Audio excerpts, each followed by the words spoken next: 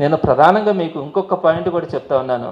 10th class ఎగ్జామ్స్ని ఎవరైనా కూడా, మన బిడ్డలు 10th క్లాస్ చదువుతూ ఉంటే మనం ఏమనుకుంటాం, చిన్నప్పటి నుంచి 1వ తరగతి నుంచి చదివించుకొని వాడు మొట్టమొదటిసారిగా పబ్లిక్ ఎగ్జామ్స్ రాస్తుంటే ఆ పబ్లిక్ ఎగ్జామ్స్లో మంచి మార్కులు తెచ్చుకోవాలా, నా బిడ్డ భవిష్యత్తు బాగుండాలా అని నేను కోరుకుంటాం. అలాంటిది ఈరోజు 10th క్లాస్ ఎగ్జామ్స్లో ఎంత అవకతవకలు జరిగినాయో మీ అందరికీ తెలిసి ఉంటుంది. ప్రధానంగా మన నెల్లూరు స్టూడెంట్ అండి, సాయి కుందన అనే స్టూడెంట్. ఆ అమ్మాయికి పేపర్ కూడా నేను తెప్పించినాను. ప్రతి పేపర్లో కూడా 94, 93 మార్కులు వస్తే ఆ అమ్మాయికి ఒక్క హిందీలో 34 మార్కులు వచ్చినాయి. 34 మార్కులు వచ్చి అన్నిట్లో 90లు వచ్చి 34 మార్కులు వచ్చి ఫెయిల్ చేసేసినారు. ఆ బిడ్డ పరిస్థితి ఎలా ఉంటుంది? కోవూరు అమ్మాయిది. మరి ఆ అమ్మాయి రీవాల్యుయేషన్ పెట్టుకుంటే అమ్మాయికి ఎన్ని వచ్చినాయో తెలుసా? 93 మార్కులు వచ్చినాయి. ఎక్కడ అన్యాయం జరిగింది? అన్నిటికీ మార్కులు వేసినారు.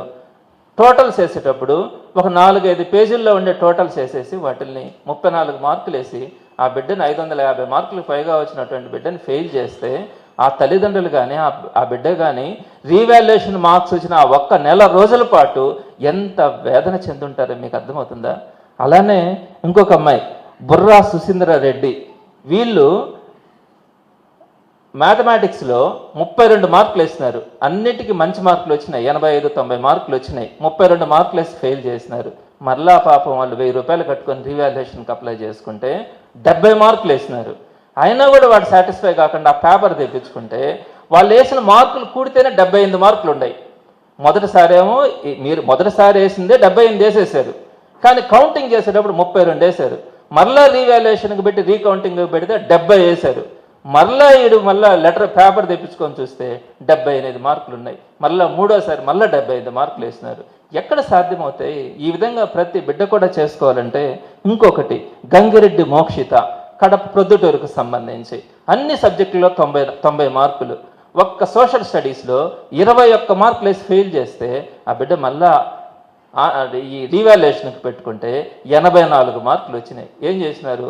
మొదట్లో ఉండే 4 పేపర్ల మార్కులు టోటల్ వేసేసి 21 మార్కులు వేసి ఫెయిల్ చేసి పారేసినారు.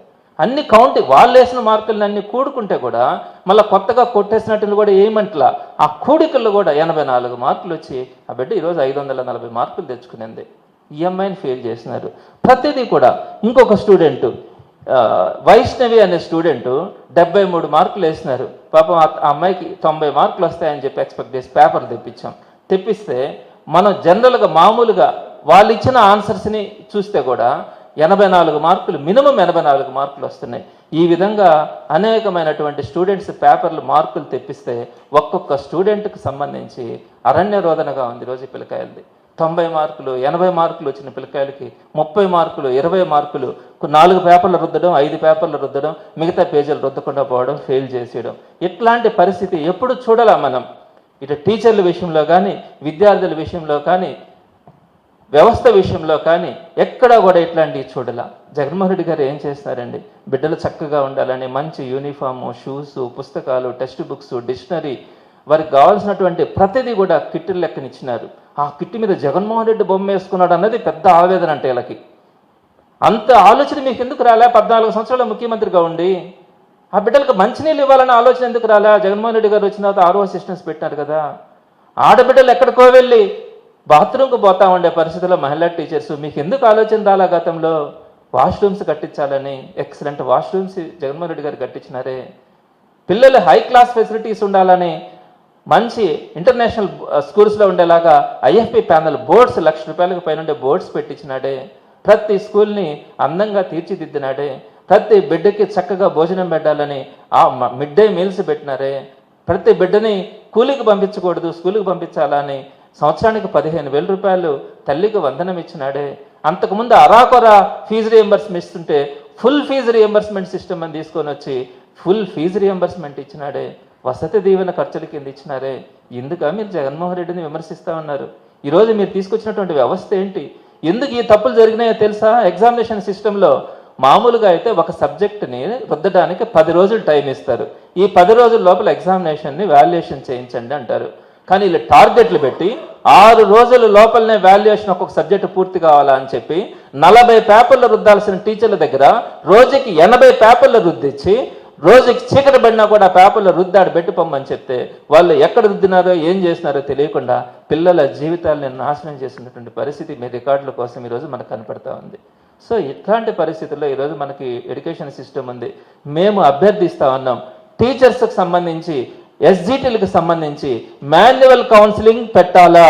అలా కాకుండా మీరు కనుక ఆన్లైన్లో వెబ్ కౌన్సిలింగ్స్ కనుక పెడితే ఈరోజు అనేక మంది టీచర్లు ఇంకొక 8 సంవత్సరాల పాటు ఎక్కడో తెలియని అనవసరమైనటువంటి పరిస్థితుల్లో, ఎక్కడో మారుమూల పరిస్థితుల్లో ఎక్కడో చేరాల్సిన పరిస్థితి ఏర్పడుతుంది.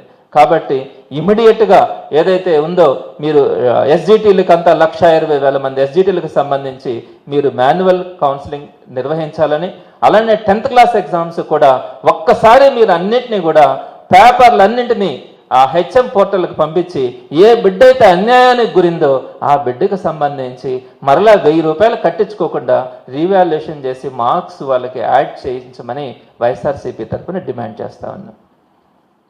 Masula Fest 2025 June 6th, 7th, 8th Manginapudi Beach, Machilipatnam, Gateway of Amravati.